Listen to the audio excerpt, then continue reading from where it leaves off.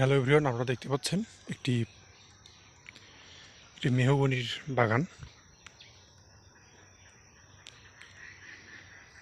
মেহগনির গাছ খুব মোটা হয়।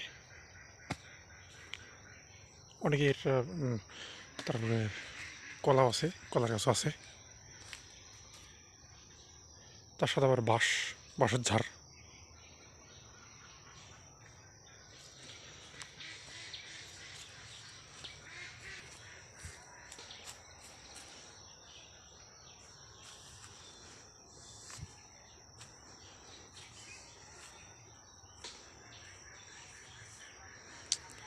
এই যে কলার গাছগুলো দেখতে পাচ্ছেন, মেহগনির গাছগুলো দেখতে পাচ্ছেন, অনেক বড় বাঁশের ঝাড়।